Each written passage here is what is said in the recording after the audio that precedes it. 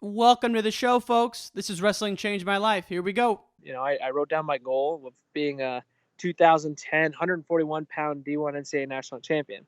So I wrote that down in the morning when I woke up. First thing, I wake up, write it down, and then right before bed, I'd write it down. So I had this regimented outlook on what I wanted to do throughout the day. We can endure anything and adapt and pivot and change. Wrestling gave us that ability. I would say nothing in life has impacted me more than the things wrestling has taught me in terms of self-reflection, resilience. Toughness. Some guys have it, some guys don't.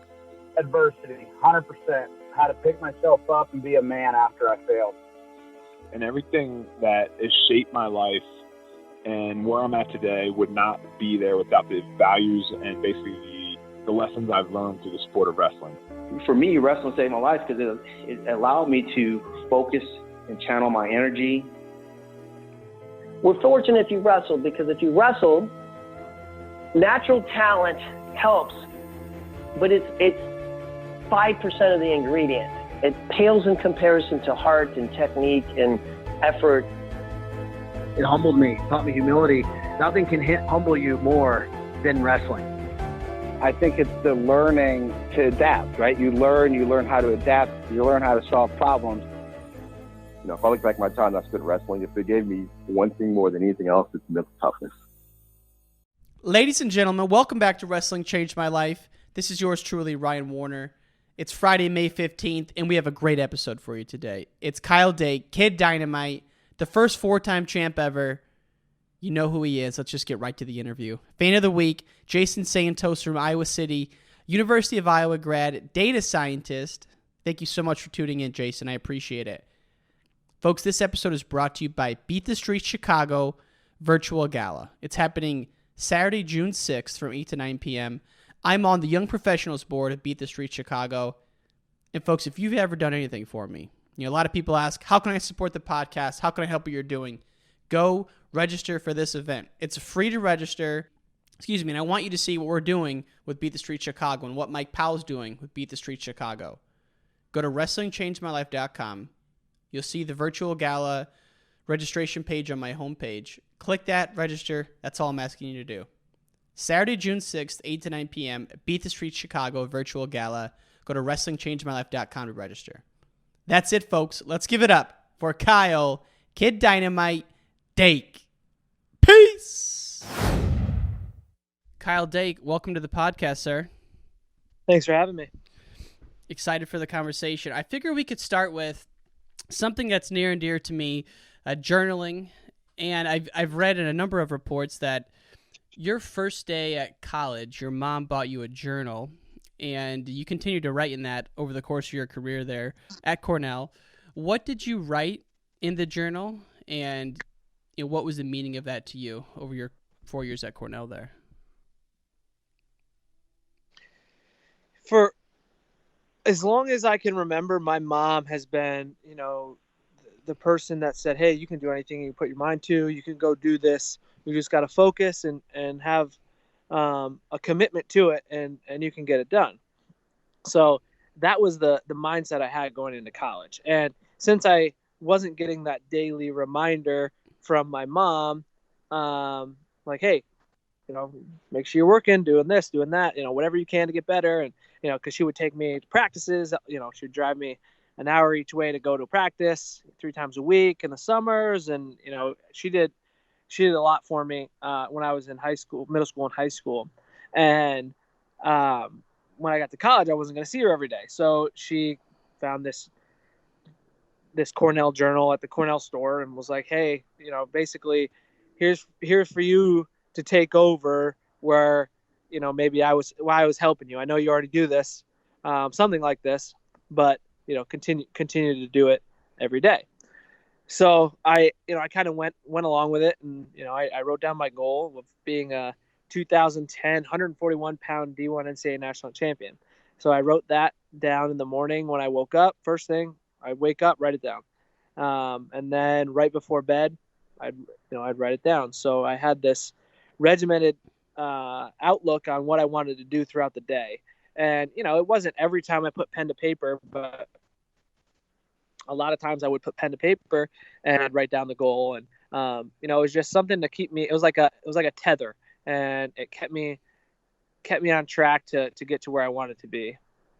And that's something where, after year one, when you actually won, year two, you wrote it twice. And then by the time it was year four, you were writing it 8 times a day. And from what I understand, you were pretty OCD about it, where if you didn't, write something in the proper, if you maybe fudged a letter or something, you'd tear the sheet out and do the whole thing over again. It was that important to you. Yeah, and I think a lot of it had to do with just like mentally locking myself in and not giving myself any mental breaks. When it came to that stuff, obviously I'd give myself mental breaks doing other things, whether it be, unwinding and, playing a video game, or, hanging out with buddies, playing a card game, or playing Mafia, or whatever it was. I'd obviously do that. But when it came to writing down my goals, I had to make sure I took it super serious, because I was taking myself seriously. And that was kind of like my gift to myself, was like, hey, if you really want to do this for yourself. And let's, at least you can say that you did everything. At least you can say you tried everything to, you put your whole life around this goal. And so, yeah, if I messed up a letter, I'd tear out the whole sheet. Sometimes it'd be the last line on the back of a page, and I'd have to go back and rewrite, a whole page or a whole 2 pages to do it. But I guess it wasn't OCD because I could stop, but it was something that I wanted to do, that I wanted to make sure that, and I knew it would never hurt if I wrote it a couple more times. And that's just the way it was. Well, and I like that to me, it really exemplifies what you've coined this. I really love this term, but the priority filter. But I thought that was something you started later in life, after 2016, after 2017. But, correct me if I'm wrong, but it sounds like you started it almost day one of college as well, because you weren't a partier, you weren't a drinker, and really started to look at each action and analyze every decision on a daily basis, saying, is this going to bring me closer or further away from my goals?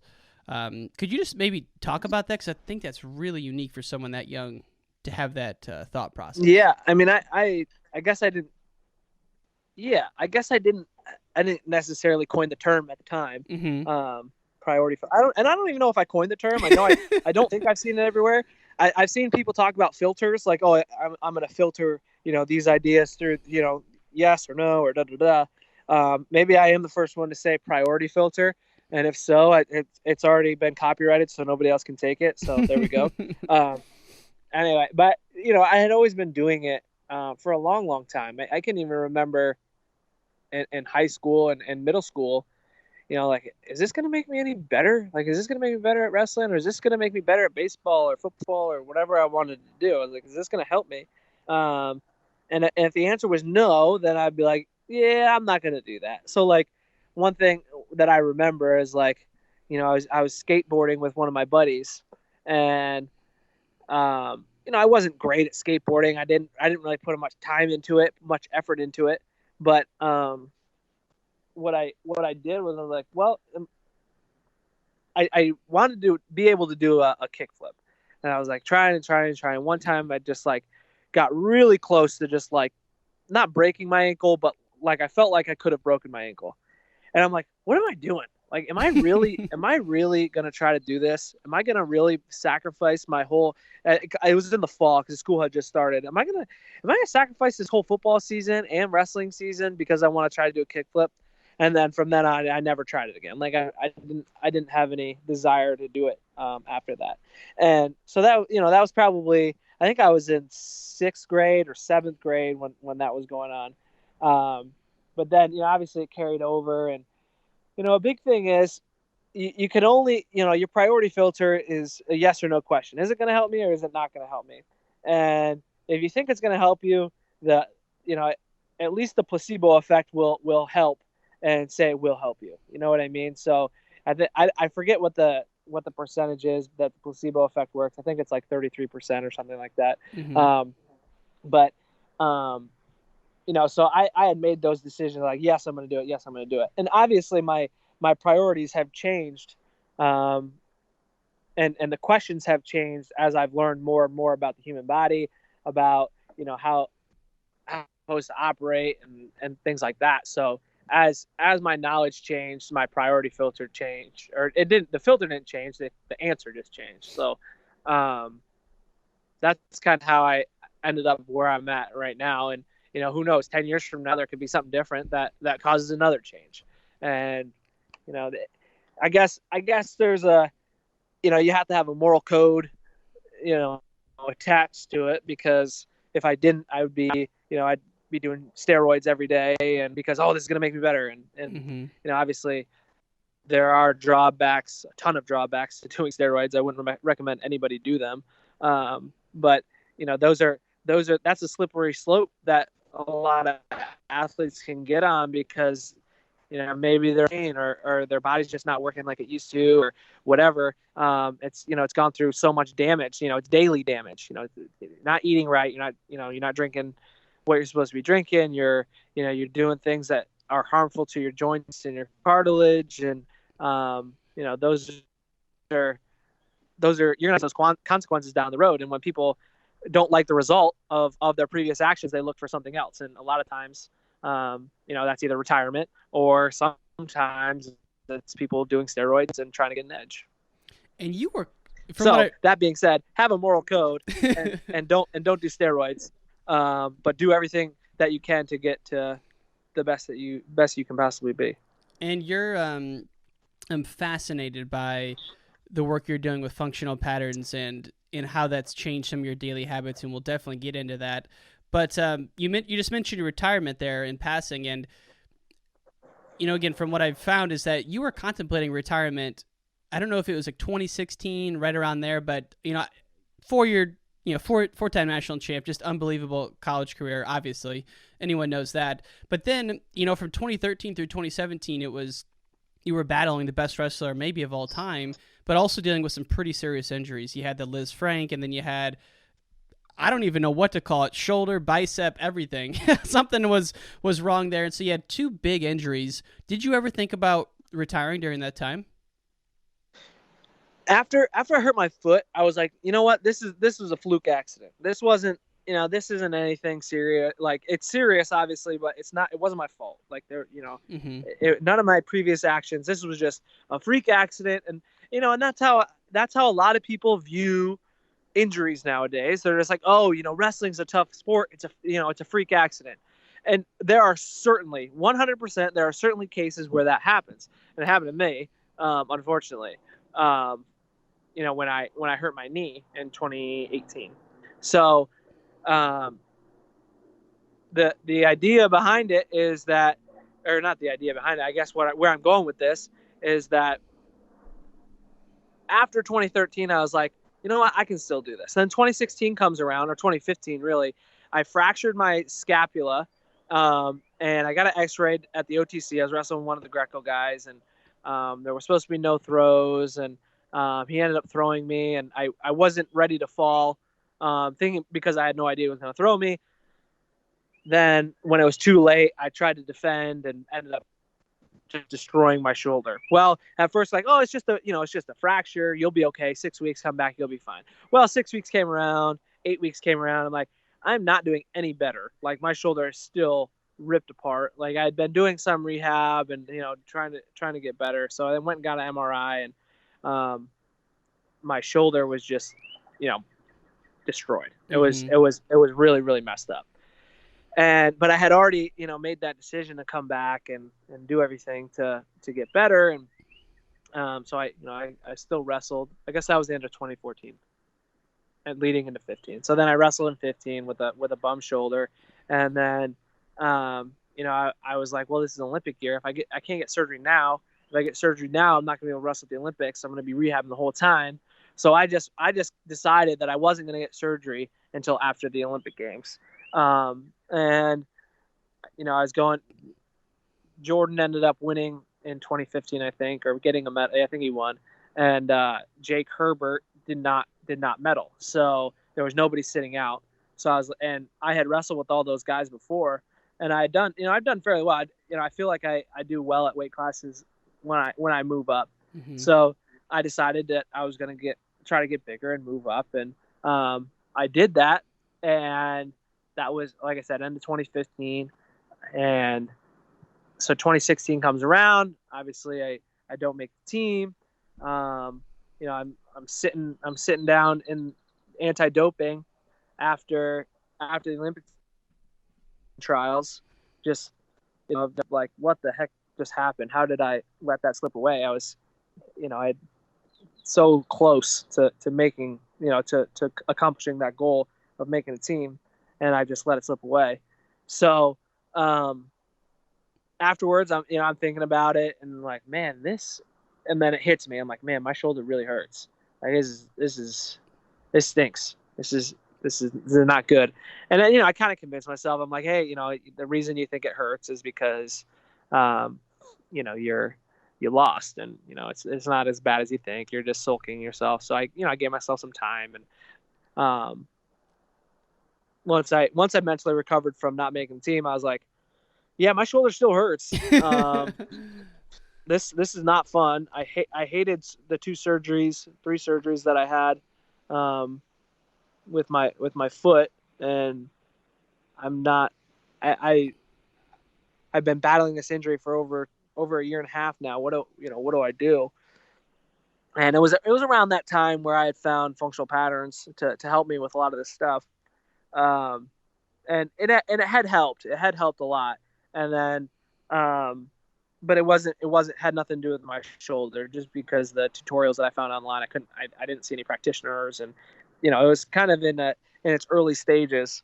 But then, moving on with my life, I was like, man, do I want to get this surgery and try to come back, or do I want to just go into coaching? I feel like I have more to give, but at the same time, this shoulder thing it stinks. And what if it doesn't take? And what, all this hard work I put in, and so I made the choice to stick with it and to come back. So I ended up having the surgery, doing the rehab and starting to funnel into functional patterns, and actually get some. I ended up going out to Seattle, where their headquarters was at the time, and being able to work with a couple of the practitioners out there for, like, I don't know, a week.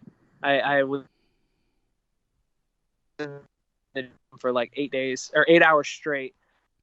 Wow. Every day for 7 days. And I couldn't do a lot. I couldn't really do a lot. And I got lucky, because when I did go out there, they were having their highest level course. So at the time, it was an HBS 2 course, which is a human biomechanics specialist course. And there was probably, I don't know, 20 some people there who were going through the course, and now they just let me sit in. So I had sat in on the course, and before, after the 8 hours, or after the 6 hour course, Nowdy and I would spend at least 2 hours, going over my stuff and figuring it all out. So did you ever think that, like, man, how did I go this long in my athletic career without knowing some of this stuff? Oh yeah. And that, the answer came pretty quickly, is because it wasn't available. And nobody knows it. Nobody has that understanding. If they did, it would be out there. And during that time, I was scouring. There was, I pretty much knew all the practitioners, who are supposed to, the best strength and conditioning coaches, the best physical therapists, the best, all these people. And I had basically reached out and found their website, found their profiles, and, really did my homework to try to find somebody that, could help me. And all of them were doing the same things that I was already doing, so I had, I'd taken what they were doing. I was trying to do all those exercises, and I was doing different loads, and I was doing, all sorts of different things.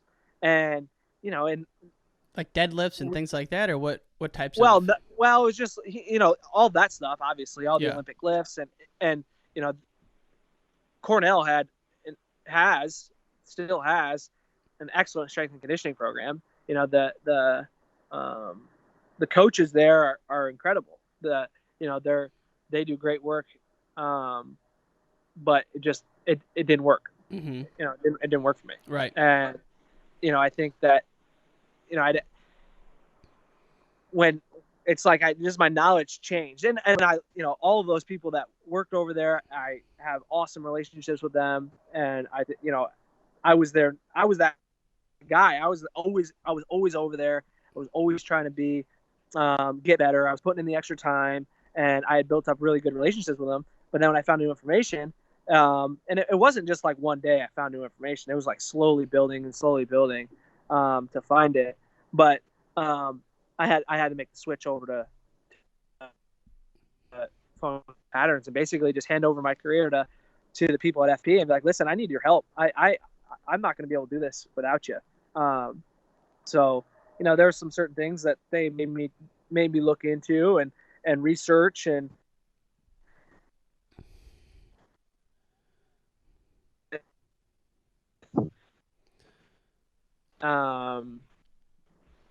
just basic stuff. What kind of water you're in that you're living in. Are you in a toxic tube and putting your feet on the ground or grounding yourself? And just do that research. Figure out what that is. I've already done it. I'm telling you, it's good. You can either take my word for it, you can do the research. I wasn't going to take his word for it because I barely knew the guy. I was like, I'm going to research it. Mm-hmm. So, going through all these research articles and finding out that this stuff is real, it's just it's free. So people don't want to get the information out because they can't make any money on it. Like I can't make any money by telling somebody to go out in the sun. Like right now, I'm sitting in the sun right now. I can't make, I'm not going to make any money by telling someone to go buy, $9 blue blocking glasses because that's all you really need, or to turn the lights off at night and use a candle. I'm not gonna, it doesn't benefit me in any way other than it's helping somebody, and I'm like, man, this is helpful to them. I feel good about it, and that's it. Telling somebody to turn the Wi-Fi off at night, that's something simple, or hardwired in, or there's different steps that you can take, and the information's all out there. And I've already said it. I mean, this is nothing new that I haven't said before. But basically they were like, hey, this is an area of research that you need to be doing. Like this is where you need to put your energy. So I did it, and once I got all of that stuff kind of locked in, and then being able to work with Naudi and work with Pablo at FP, it set me on a new trajectory, and I was feeling great. I wish I had found them sooner, obviously, because I feel like it would have stopped some of the damage that I was going to put my body through to get prepared. But it also, I would have been able to, actually nourish my cells rather than, thinking that, just, carbs and fat and protein, those are the only things that matter to your performance. And it's, that's so, it's so ridiculous that people think that way. It literally makes zero sense. No, and there's no excuse anymore because everyone that's probably listening to this has a phone with internet access.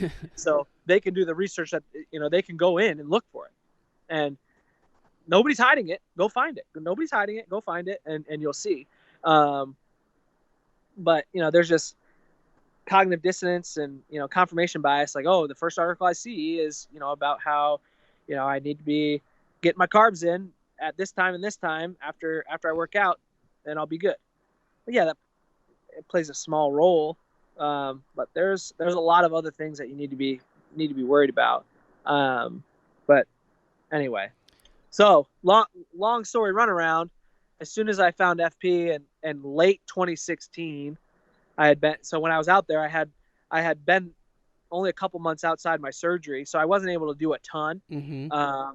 And then finally around January, February, I was actually able to do, I was close to being able to wrestle live. Now that doesn't mean I was, I wasn't 100% by any sense of the word. And, so February, March, April comes around, I have to wrestle again. And it was tough. It was really tough to be able to go out and compete in 2017, coming off of surgery and not really having much time to prepare. And, I was really close again. A couple mistakes and, and that's really what it comes down to. It's a tiniest margin of error. And, I made those errors, and I can't allow that to happen. So, after 2017, I was like, what, FP is the best way for me to go.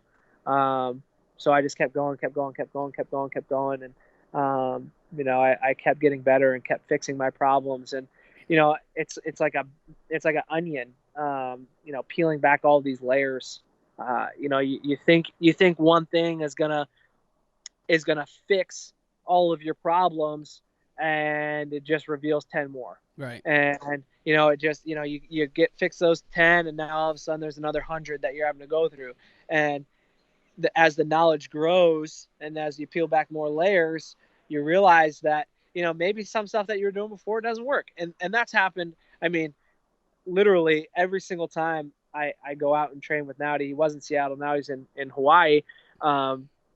Every time I go out and train with him, he's like, yeah, you remember that stuff we were doing? I wouldn't do that anymore. Don't do it, because there's missing variables. So it's like, he's constantly evolving and changing. And every time I've gone to him, every movement that he's given me, it's given me relief. It's given me, it's given me it's given me a benefit. And, but you can't just keep doing the same thing over and over and over and over again. And, so now he's got me in a position where, I think he's getting pretty close. I think he's probably, he's definitely the best. He definitely knows the most about the human body that I've ever met or seen. Maybe he doesn't know all the intricate, tiniest little muscles that control your eye or your ear or something, but he can certainly get you out of pain, get rid of your back pain without any drugs, and get rid of your knee pain, ankle pain. He can do all that stuff. And he's done that for me. And he's helped me become a lot better at moving. And by doing all this, I'm able to pick up things way faster. Whether, there's some people that are just, you look at a guy, let's take Gabe Dean, for example. If I take Gabe and I'm like, hey, do this movement. He's like, okay, I can do that. I'm like, all right, well, now do this where you kind of have to fold your body this way in order to get there. And he's like, yeah, that's not happening. There's rarely a time where there's a move now. It used to happen all the time. It used to be like, hey, you got to move this way. I'm like, yeah, that's not happening. Now there's nothing really that someone can throw at me and I can't pick it up pretty quickly. And that's the cool part, and really the test that I, used to figure that out was working with Jordan Oliver when he was up here. We were training every single day, and his body type and my body type are pretty vastly different. And the way he's able to move in his stance and do things, I picked it up much faster than the times I was out in Arizona State training with him. So I was like, oh, okay, I can do this stuff now. And then I was taking what he was doing and I was making it better, and I was giving it back to him, and he was like, yeah, that feels good. And, so now we were just enhancing each other. And so that's kind of where FP's taken me. And I guess I can stop right there talking about that timeline. But after 2017, I was full bore FP and able to take 2018 by storm. And take it by storm you did, sir. And it's, outside of the Eureka in 2018, I don't think you've lost since then. But one of the things I really thought was interesting about watching the videos, and for the folks listening, just Google Kyle Dake functional patterns and you'll see some of these awesome workouts they're doing.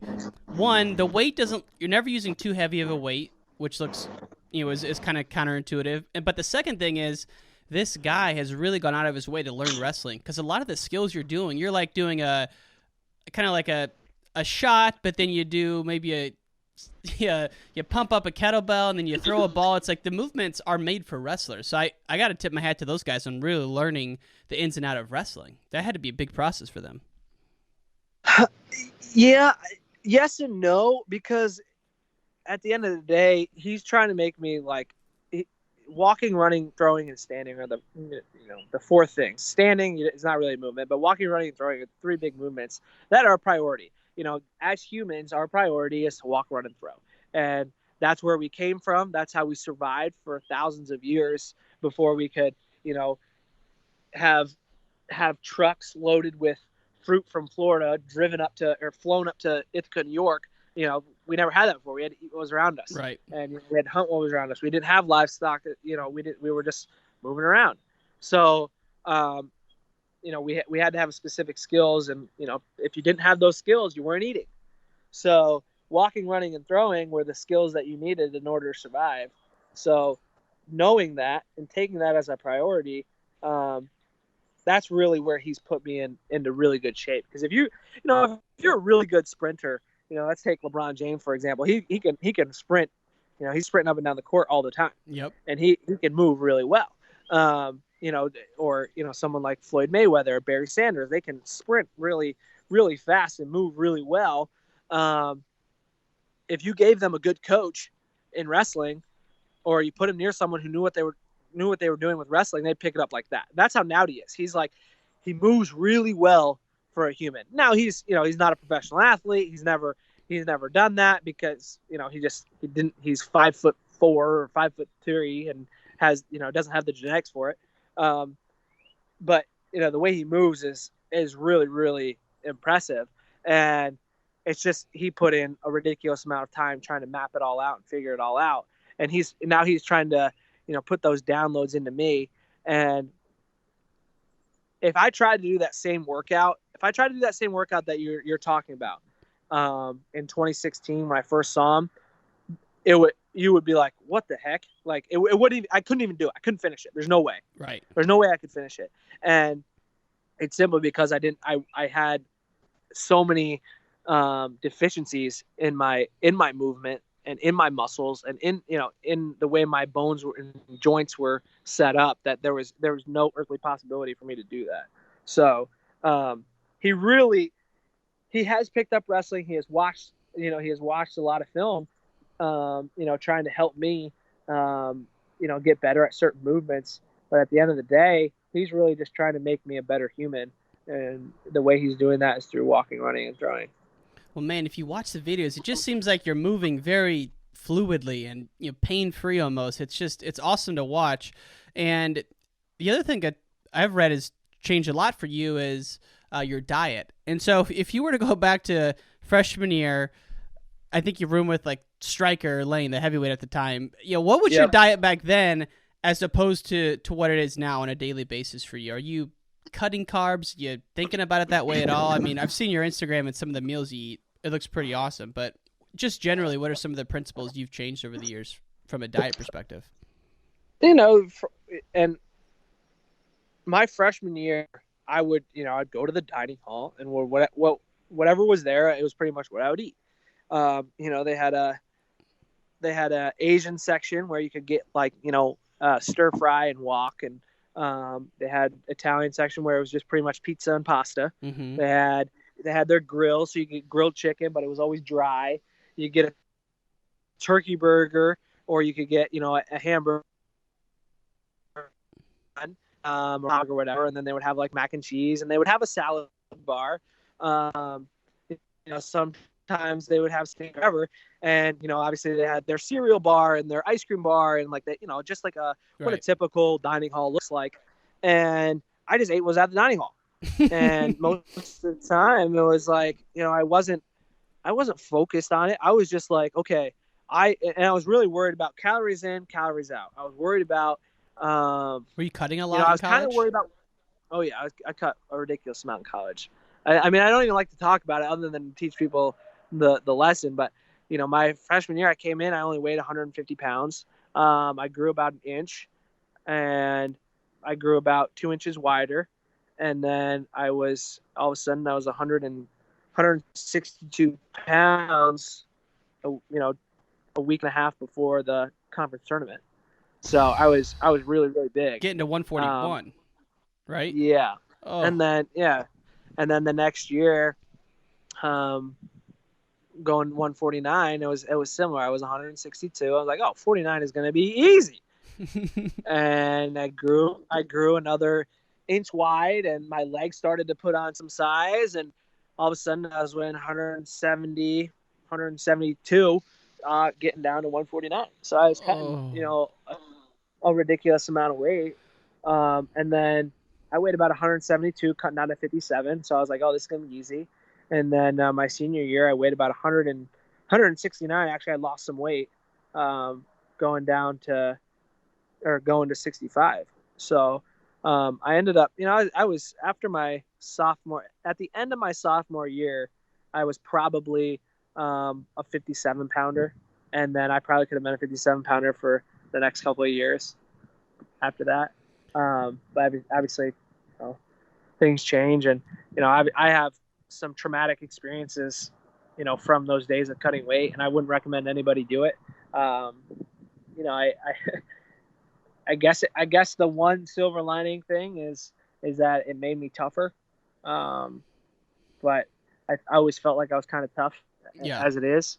So that was really tough for me. It's ironic though, because when people talk about the fact that you won 4 titles at 4 different weights, people who don't know you, and I even thought, man, that's cool. He's not cutting weight. He's just moving up what his natural body weight is. But it's like quite the opposite. You were moving up because you're growing, but you were still pulling a ton of weight at the time. Yeah, I mean, the last 2 years I didn't cut any weight really. I mean, I weighed 172 going down to 57. That was, for me, that was nothing. I was simple. I could do that twice a week, and not bat an eye. Mm-hmm. But yeah. And then my senior year, obviously I decided to go up again to, try to cement myself in history. So, and if we tie that back to what you're eating now, and so obviously then you were extremely focused back then, but you were still eating, a college diet, I guess, as much as you could when you weren't cutting. But now, for example, what does your are there things you don't eat now outside of the obvious sugars? But I mean, like brown rice, quinoa, sweet potatoes. Are you eating all that stuff? And if so, like what does your diet look like now as compared to back then?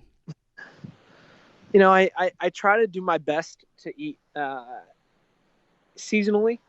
So, I'm currently, it's May 12th on the 42nd latitude, and honestly, not much is growing right now. I mean, the trees are still kind of bare. They're starting to blossom a little bit, but we had snow a couple of days ago, so that really ruined a lot of the fruit trees being able to grow and things like that. The vegetables, they just keep getting killed by all the frost and things like that. So I'm eating a lot of bone broth and organ meat and, just red meat. I'm eating a ton of fish.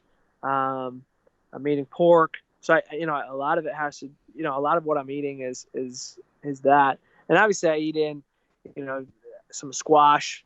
That the way I look at it is that squash, potatoes, rice, things like that you can store those for a long period of time. Mm-hmm.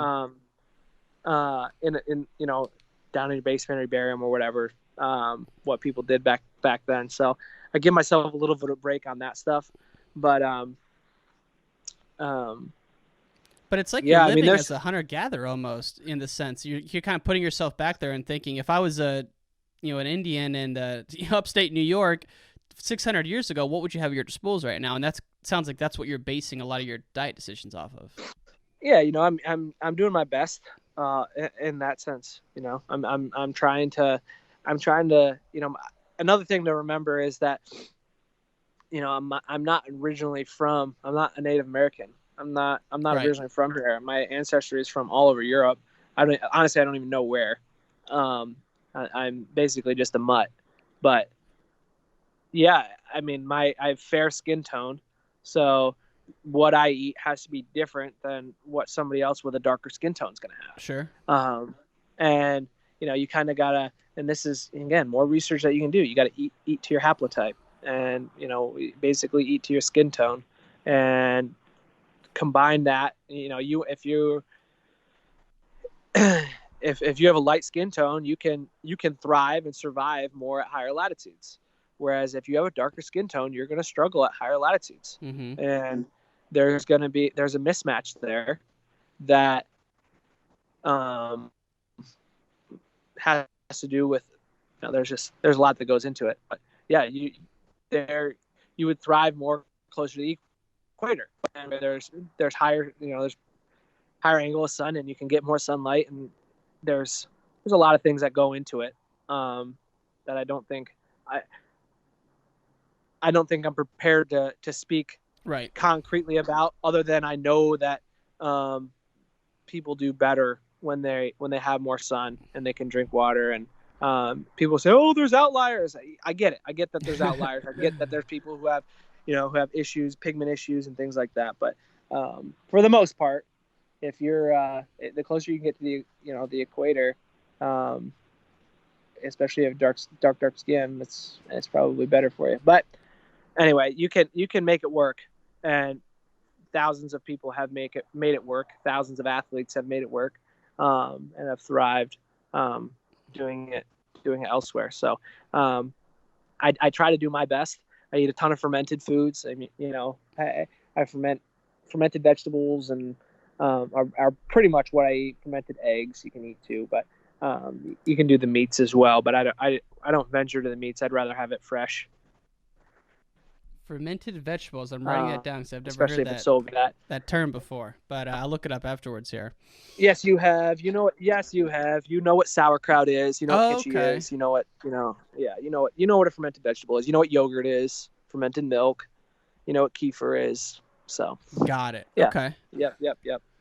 And so I want to pivot. About 15 minutes left here. I want to pivot to back in your high school days. Your dad was your coach, and and obviously his dad was his coach. Your Gramps wrestled at Bowling Green and was friends with Howard Ferguson, who started St. Ed's, that whole dynasty. So like wrestling's been around you forever, and your mom was a gymnast, so athletics is just around you, and has been your whole life. But one of my questions was, your dad seemed to pull off the dad coach relationship better than most, I guess, because you've said that you loved going to practice and you still do. But looking back on it, when did you specialize, and what was the relationship like with your dad when you guys were in the room as opposed to out of the room?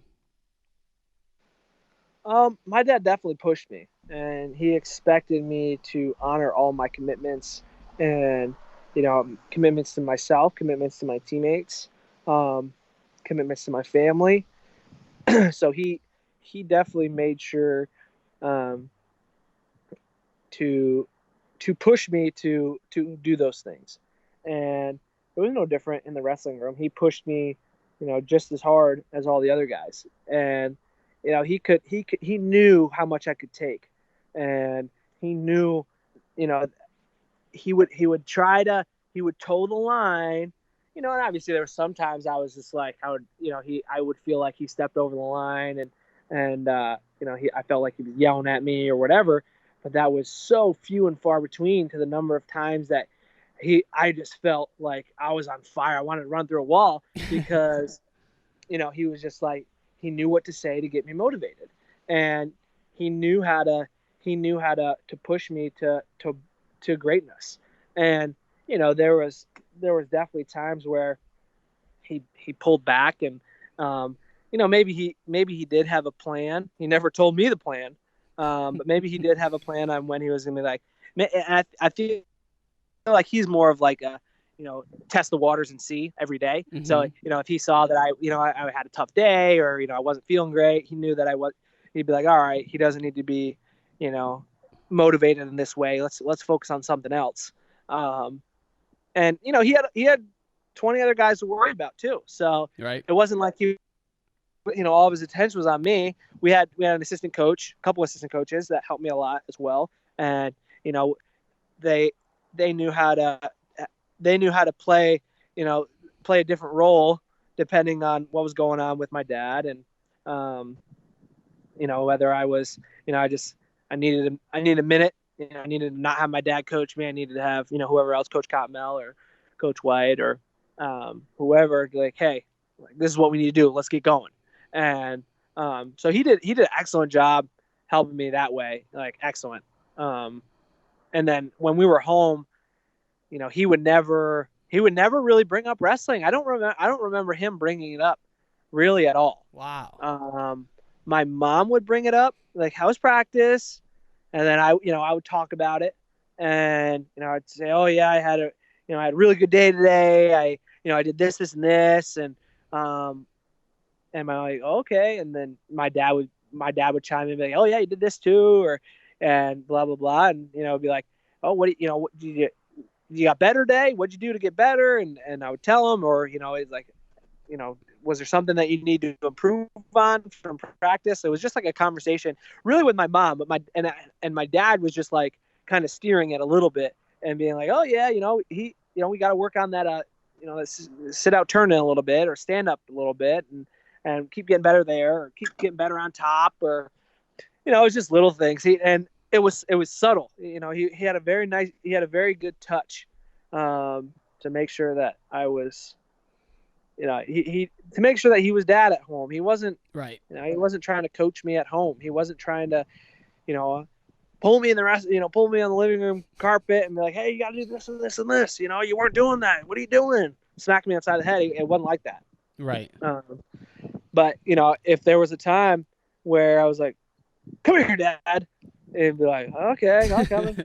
And he'd let me do some stuff or whatever. Most of the time I'd grab my little brother because he was semi big enough to handle it, but also small enough to where I feel like I could do it a million times and he could never stop me.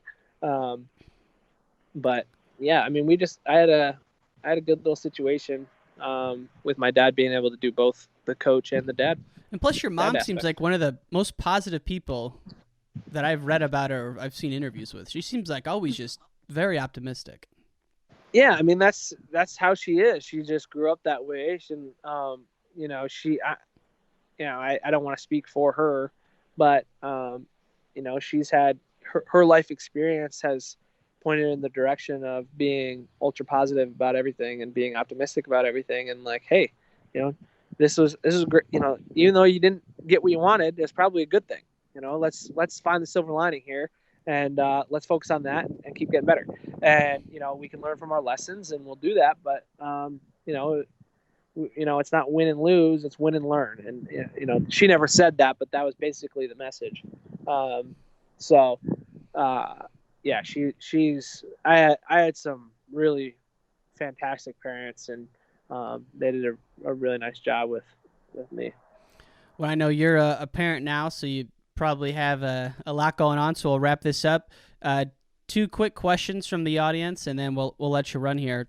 One was, you're obviously a very you enjoy researching and learning. So, favorite book that you've read the past year, or a book that you would give to someone often?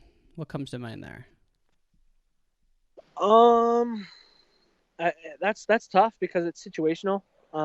Could be a couple. I think that there's some people that would. Tyranny of Words is a good one. Sapiens is a good one. The book I'm reading right now, some people would like that. It depends. Do they want fiction or they want, what they want? Well, if you had to go on an Ferrari island, is good. Go ahead. Monk Who Sold His Ferrari was pretty good. 7 Habits of Highly Effective People.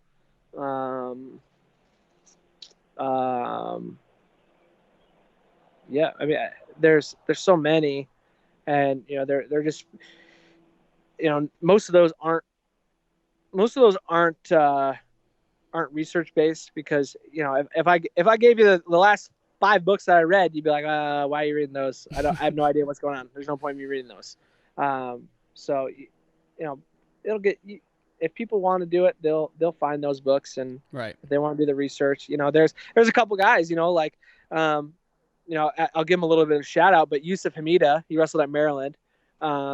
He's been doing all the research. He's been like asking me questions for a few years now, and if he asked me what books I was reading, I'd rattle them off, and he'd be like, "Oh, I've heard of those. I wanted to read those. Oh, tell me about it. Tell me." Where if I tell you guys on a podcast, you're like, "Yeah, okay." Now I'm curious. What is one of those 5 that you No, read? I can't tell you. I'm sorry. Sorry, you're not ready for it. Maybe next time when you come back, we'll be able to talk about them. That's fair. Last one for me. And, the name of the show is called Wrestling Changed My Life. And obviously wrestling is your life, so it's a little tricky to answer. But I wanted to ask you about one of your coaches that had a big impact on your life and how he influenced you. Coach Spates was obviously a big part of your career at Cornell. So if someone said, "Hey, how did Coach Spates impact your life?" What would you say to that? He taught me maybe not during my career there. No, he definitely taught me while I was there. But I had a really hard time applying what he was teaching me. But it was just how to turn it on and turn it off.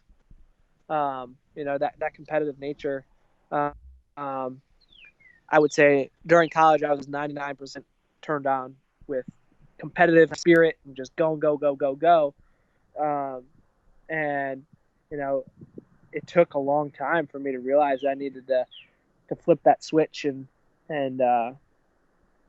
relax. And he was really, really, he was just a very calming presence, and I needed that because I was so intense during my college career, and he was just just being around him kind of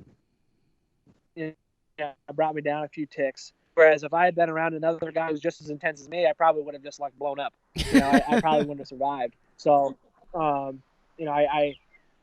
definitely needed him to be like, hey, let's go 80% right now. We don't need to go 100%. It's the first 3 minutes of practice. Let's calm it down a little bit and get going. But I've really, just looking back on, what the lessons that he's taught me, and I read through I did some journaling outside of the goal writing. I guess that I wouldn't call that journaling. I just call that goal setting. But I had some journaling, and looking back at some of the stuff I wrote down about Jeremy. Like at the time, I was like, I wasn't upset about it, but I was just like, I don't know why he's saying these things. Like I don't know why he's trying to calm me down. Like I don't get it. And I'm like, geez, Kyle, like man, that's a good thing you grew out of that one.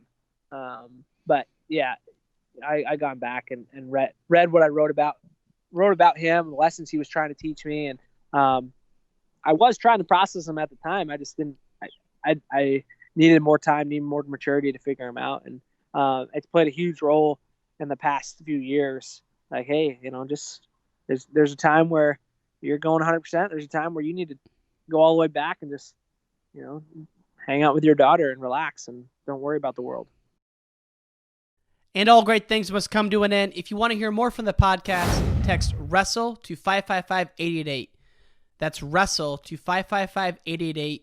You can also find us on Instagram, Wrestling Changed My Life, Twitter, Ryan_N_Warner, as well as our website, WrestlingChangedMyLife.com. Take care, y'all. Calm. Take care, y'all. Calm. Take care, y'all. Calm. Take care, y'all. Calm. Take care, y'all. Calm. Take care, y'all.